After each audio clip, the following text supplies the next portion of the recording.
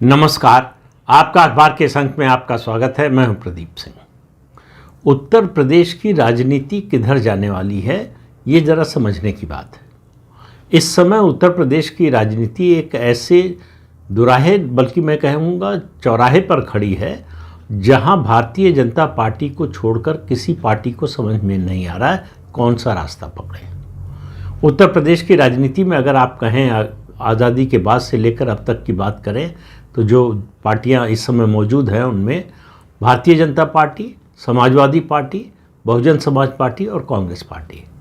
Congress party की अब मुझे लगता है उत्तर प्रदेश के चुनाव की राजनीति के संदर्भ में बात करना समय नष्ट करना है।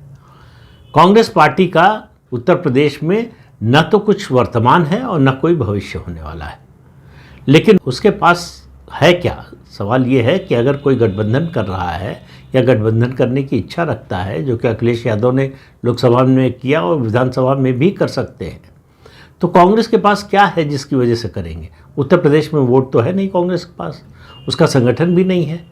तो वोट जब नहीं है तो वोट ट्रांसफ़र कराने का तो सवाल ही नहीं उठता।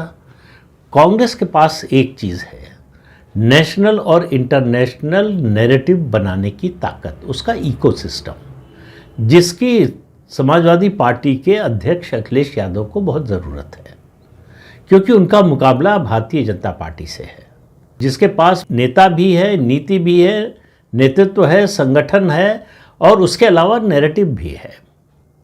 ऐसी पार्टी से मुकाबले के लिए अगर अखिलेश यादव को कोई कमी महसूस होती है, उनका जनाधार क्या है, संगठन क्या है, इसकी बात नहीं करते हैं। अभी वो बहुत प्रफुल्लित हैं जो 37 सीटें लोकसभा चुनाव में मिली हैं। उनको लग रहा है कि ये उनका जो है, उनकी पार्टी का स्थान यहाँ पर है, जो कि वास्तविकता से अब बहुत दूर जा चुका है। 2024 और 2027 जब तक चुनाव आएगा तब तक परिस्थिति में बहुत बदलाव आ जाएगा। तो कांग्रेस की ज़रूरत वोट के लिए नहीं है समाजवादी पार्टी को, कांग्रेस की ज़रूरत है नैरेटिव बनाने के लिए। और नैरेटिव समाजवादी पार्टी के पक्ष में तो जाहिर है कि कांग्रेस पार्टी बनाएगी नहीं, लेकिन भाजपा के विरोध में तो बनाएगी। तो भाजपा के विरोध में अगर कोई राष्ट्रीय स्तर पर कोई विमर्श खड़ा कर सकता है तो वो इकोसिस्टम कांग्रेस के पास है, जो अखिलेश यादव के पास नहीं है।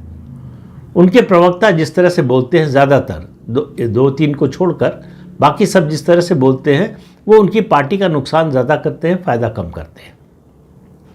अब अखिलेश यादव की मुश्किल ये है कि वो ज़मीन से उठे हुए, अपने पिता की तरह से ज़मीन से उठे हुए नेता नहीं हैं।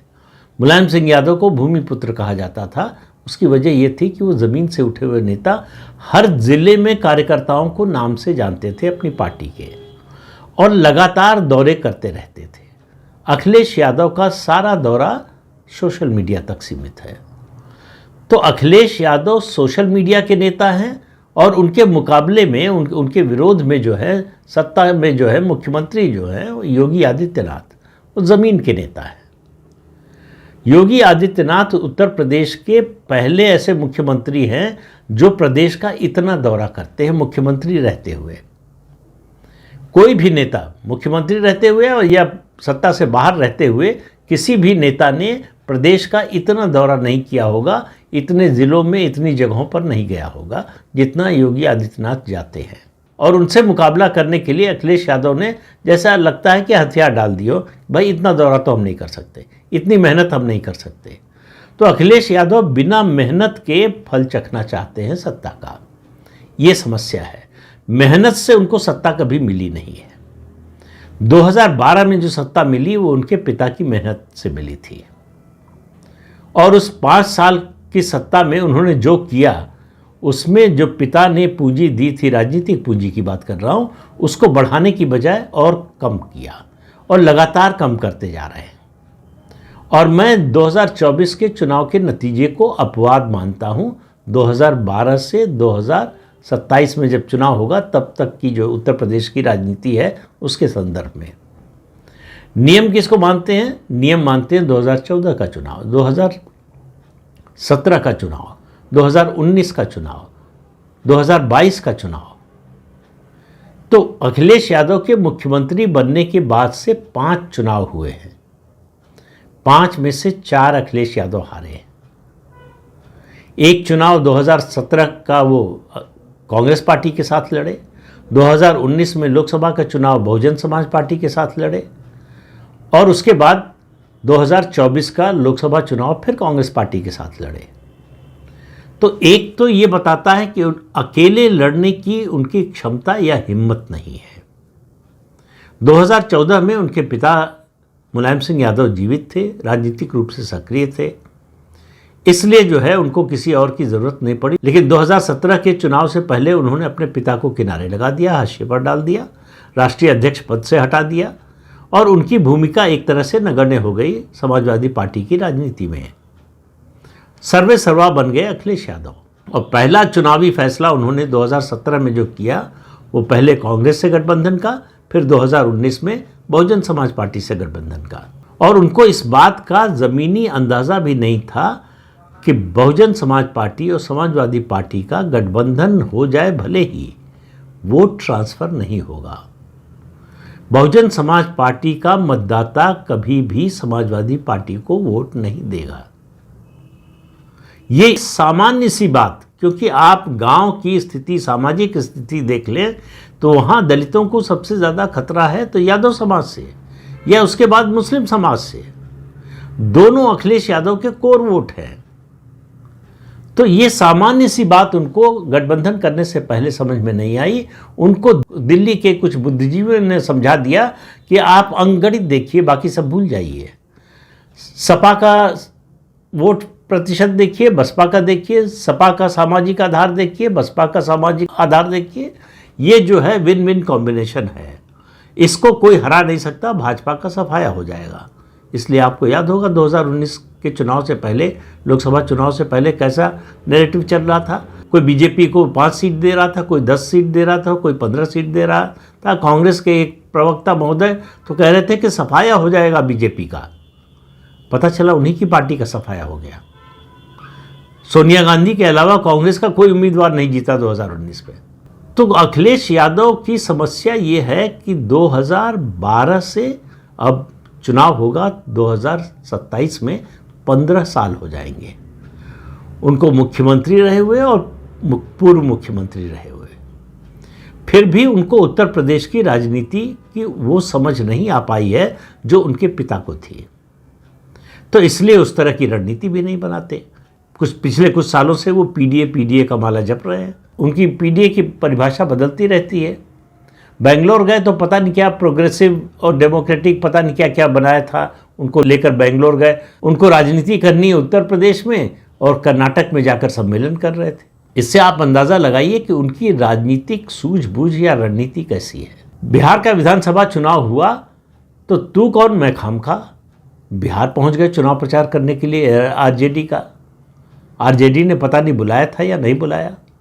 उनको लगा कि बिहार में आरजेडी की सरकार बनने जा रही है या महागठबंधन की सरकार बनने जा रही है, मैं चुनाव प्रचार करूंगा तो इसका श्रेय मुझे भी मिलेगा और उसका फ़ायदा मुझे उत्तर प्रदेश में मिलेगा।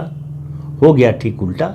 अगर वो समझदारी से काम लेते तो उनको समझ में आता कि आरजेडी की स्थिति क्या है बिहार में, ज़मीन पर क्या स्थिति है आरजेडी की। उसके अलावा अपने पिता के अनुभव से सीख लेते। मुलायम सिंह यादव भी चुनाव लड़े थे बिहार में, बड़े पैमाने पर उन्होंने उम्मीदवार खड़े किए थे, शायद एक जीता था या एक भी नहीं जीता था। और वो ये भी देखते कि लालू प्रसाद यादव ने भी उत्तर प्रदेश में उम्मीदवार खड़े किए थे, एक समय एक भी उम्मीदवार नहीं जीता उनका। तो उनको समझ में आ जाता कि बिहार जाकर वो कुछ नहीं कर सकते, कोई वोट नहीं जोड़ सकते महागठबंधन के जनाधार में। लेकिन फिर भी गए, पैसा भी खर्च किया, समय भी खर्च किया। उतना पैसा और समय उत्तर प्रदेश पर खर्च किया होता तो शायद उनके लिए ज़्यादा बेहतर होता। तो पीडीए का उनका तो कुछ मामला बन नहीं पा रहा। अब उस पर मामला आ गया एसआईआर का, special intensive revision of electoral rolls का। तो मतदाता सूची का चुनाव आयोग शुद्धिकरण कर रहा है। अब उस पर उनकी हालत देखिए। एक दिन समर्थन करते हैं एसआईआर का, एक दिन विरोध करते हैं, एक दिन खुश हो जाते हैं कि बीजेपी के वोट कट गए, दूसरे दिन नाराज हो जाते हैं कि ये नए वोटर कहाँ से जुड़ रहे हैं। तो जमीन पर क्या हो रहा है इसका अंदाजा अखिलेश यादव को अभी तक नहीं हो पाया है। ये सही बात है कि 2024 के लोकसभा चुनाव में पहली बार अपने राजनीतिक जीवन में उन्होंने अच्छी सामाजिक रणनीति बनाई और टिकट डिस्ट्रीब्यूशन ऐसा किया जिसका भाजपा को भारी नुकसान हुआ और समाजवादी पार्टी को फायदा हुआ। लेकिन वो ये भूल जाते हैं कि उस समय नैरेटिव जो है भाजपा के विरोध में था और वो भाजपा के एक नारे की वजह से अब की बार 400 पार, जिसका फायदा उठाया पूरे विपक्ष ने। 400 इसलिए मांग रहे हैं कि संविधान बदलेंगे, आरक्षण खत्म कर देंगे। उस मुद्दे को नीचे तक कांग्रेस और समाजवादी पार्टी के लोग ले जाने में सफल रहे, उसका नुकसान भाजपा को हुआ। लेकिन भाजपा एकमात्र पार्टी है इस समय देश में जो अपनी गलतियों से बहुत जल्दी सीखती है और उसमें सुधार जो है वो छोटा मोटा नहीं करती, युद्ध स्तर पर सुधार करती है और उसका परिणाम हमारे आपके सामने है। उसके बाद पहला चुनाव हुआ जम्मू कश्मीर में, तो कश्मीर घाटी में तो पहले भी कुछ नहीं था भाजपा का, अब भी कुछ नहीं मिला, लेकिन जम्मू की सबसे बड़ी पार्टी बन गई पहली बार। फिर महाराष्ट्र का विधानसभा चुनाव हुआ, फिर हरियाणा का विधानसभा चुनाव हुआ, फिर दिल्ली का विधानसभा चुनाव हुआ, फिर बिहार का विधानसभा चुनाव हुआ। इस बीच में झारखंड का भी हुआ जो भाजपा हार गई बुरी तरह से। लेकिन कांग्रेस पार्टी इनमें से किसी राज्य में कहीं जीती नहीं, जीतने की बात छोड़ दीजिए, जहां थी उससे आगे भी नहीं बढ़ पाई, जहां थी उससे नीचे चली गई। और बिहार में और दिल्ली में भाजपा की लड़ाई क्षेत्रीय दलों से थी, बिहार में आरजेडी से और दिल्ली में आम आदमी पार्टी से, दोनों को हराया। तो ये सब बातें अगर देखकर अखिलेश यादव कोई रणनीति बनाते तो बात समझ में आती कि वो समझ रहे हैं कि राजनीति में परिवर्तन किस तरह से हो रहा है और बीजेपी किस तरह की रणनीति बनाती है। लेकिन एसआईआर को लेकर उनका जो ढुलमुल रवैया है, एक दिन समर्थन एक दिन विरोध, उनको समझ में नहीं आ रहा है कि आखिर में इस एसआईआर के बाद ये जो मतदाता सूची का शुद्धिकरण होगा उससे उनको नुकसान होगा कि फ़ायदा होगा, भाजपा को नुकसान होगा कि फ़ायदा होगा। उनको लगता है कि भाजपा का नुकसान हो जाए तो वो हमारा फ़ायदा है। अब इस तरह से तो होता नहीं, इस तरह से तो राजनीति चलती नहीं। भाजपा का नुकसान होगा कि नहीं ये तो पता नहीं है, लेकिन भाजपा ऐसी पार्टी है जिसके पास सबसे बड़ा कैडर बेस है और उस पर से उसके समर्थन में उसकी मदद के लिए राष्ट्रीय स्वयंसेवक संघ के स्वयंसेवक हैं। तो इसलिए ये लड़ाई समाजवादी पार्टी और अखिलेश यादव के लिए राजनीतिक अस्तित्व की लड़ाई है। मैं बार बार कहता हूं, जब राजनीतिक अस्तित्व की लड़ाई किसी पार्टी के लिए कहता हूं तो उसका मतलब ये नहीं होता है कि वो पार्टी ख़त्म होने जा रही है, उसका मतलब ये होता है कि वो पार्टी सत्ता की दौड़ में बनी रहेगी या उससे बाहर हो जाएगी। उत्तर प्रदेश का चुनाव उसी ओर, हालांकि अभी समय है, उसी ओर जाता हुआ दिखाई दे रहा है। अखिलेश यादव ज़मीन से पूरी तरह से कटे हुए नज़र आते हैं। आप उनके दौरे उठाकर देख लीजिए, चाहे 2017 से 2026 में हैं हम इस दौरान का, या 2024 में जब उनको बड़ी सफलता मिली, सबसे बड़ी सफलता समाजवादी पार्टी को लोकसभा चुनाव में मिली, 37 सीटें मिली, उसके बाद के अखिलेश यादव के कितने दौरे हुए, कितने जिलों में गए उत्तर प्रदेश के, तो उससे आपको समझ में आ जाएगा। उनको लगता है केवल सोशल मीडिया पर ट्वीट कर देने से और मुख्यमंत्री पर तंज कसने से और भाजपा का मजाक उड़ाने से या भाजपा को षड्यंत्रकारी बता देने से वो चुनाव जीत जाएंगे। इस तरह से कोई पार्टी कभी नहीं जीती है, न जीत सकती है। पार्टी वही जीतती है जो ज़मीन पर काम करे, जो ज़मीन पर लड़ाई लड़े। और अखिलेश यादव और उनकी पार्टी ज़मीन पर लड़ाई लड़ती हुई कम से कम इस समय तो नहीं दिखाई दे रही है। तो इसलिए मैंने जो शुरू में बात कही कि उत्तर प्रदेश की राजनीति दोराहे पर नहीं चौराहे पर खड़ी है, क्योंकि ये जो चार पार्टियां हैं इनमें से बीजेपी की दिशा तो बड़ी स्पष्ट दिखाई दे रही कि उसको किस ओर जाना है, उसको तीसरी बार उत्तर प्रदेश में सरकार बनाना है। समाजवादी पार्टी जो दूसरी सबसे बड़ी पार्टी है वो तय ही नहीं कर पा रही है कि उसको गठबंधन में चुनाव लड़ना है, अकेले चुनाव लड़ना है, उसका नारा क्या होगा। नेतृत्व तो वंशवाद का है तो इसलिए तय है, उसमें कहीं कोई शंका नहीं है, कोई चुनौती भी नहीं है। लेकिन नीति क्या होगी, कानून व्यवस्था की जो स्थिति, अभी एक मित्र मिले, वो प्रयागराज गए थे, संगम में नहाने गए। उन्होंने एक नाव वाले से पूछा कि आखिर योगी जी के शासन में क्या बदला है। उसने कहा, आज हमारे घर की महिलाएं बिना डर के रात में निकलती हैं, इससे ज़्यादा हमें क्या चाहिए। अब इस बात का, इस मुद्दे का अखिलेश यादव के पास क्या जवाब है।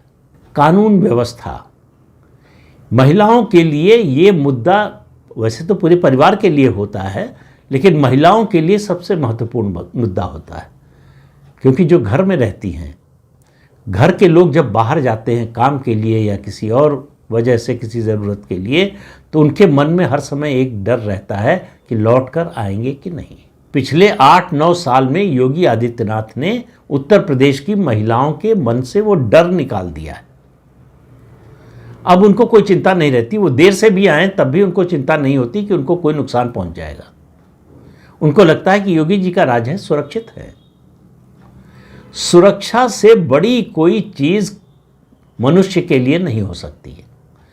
उसका विकास, उसका आर्थिक विकास, सामाजिक विकास, बौद्धिक विकास, ये सब कुछ निर्भर करता है उसकी जो सुरक्षा की भावना है उस पर। अगर वो सुरक्षित महसूस करता है तो काम में भी उसका मन लगेगा, पढ़ाई में भी मन लगेगा, रोजगार में भी मन लगेगा, नौकरी पर भी मन लगेगा। ये बदलाव जो कुछ लोगों को बहुत ज़्यादा दिखाई नहीं देता, बड़ा दिखाई नहीं देता, केवल बुलडोज़र दिखाई देता है, माफिया के खिलाफ जो कार्रवाई हुई वो दिखाई देती है, लेकिन उसने मन कैसे बदला है उत्तर प्रदेश के लोगों का, हृदय परिवर्तन कैसे किया है कि आज हम सुरक्षित हैं। हमको इस बात का डर नहीं है कि हमारे घर पर कोई कब्जा कर लेगा, हमारी ज़मीन पर कोई कब्जा कर लेगा। उनको मालूम है कि अगर कब्जा करने आ भी गया तो वो जेल जाएगा। तो जिसको कानून बनाया जाता है डेटरेंस के तौर पर, कि लोग अपराध ना करें, गलत काम ना करें। आज उत्तर प्रदेश में कानून सही मायने में डेटरेंस का काम कर रहा है। आम आदमी को ये भरोसा है कि उसके साथ अन्याय नहीं होगा, अन्याय होगा तो अन्याय करने वाले को सजा मिलेगी। कानून का इससे बड़ा उद्देश्य क्या हो सकता है। उसके अलावा आप कोई बिजली सप्लाई की स्थिति देख लीजिए, सड़कों की स्थिति देख लीजिए, इंफ्रास्ट्रक्चर के निर्माण की स्थिति देख लीजिए, गन्ना किसानों के भुगतान की स्थिति देख लीजिए। योगी जी लगातार उत्तर प्रदेश में सरप्लस बजट पेश कर रहे हैं। अब इन मुद्दों का अखिलेश यादव के पास कोई जवाब है क्या? तो इन मुद्दों पर वो बात ही नहीं करते, इन मुद्दों से वो भागते हैं और उनको लगता है कि लोगों को ये बात समझ में नहीं आती है। लेकिन मेरा मानना है कि इस देश का मतदाता, ख़ास तौर से ग्रामीण मतदाता, गरीब मतदाता, उसकी जो सहज बुद्धि है, कॉमन सेंस है, वो बड़े से बड़े पढ़े लिखों से ज़्यादा होती है और उसको सब समझ में आता है, सब दिखाई देता है। तो इस अंक में इतना ही। अगले अंक में फिर मिलेंगे किसी नए मुद्दे के साथ। तब तक के लिए अनुमति दीजिए। आपसे अनुरोध है कि चैनल देखिए, शेयर कीजिए, लाइक कीजिए और सब्सक्राइब जरूर कीजिए। नमस्कार।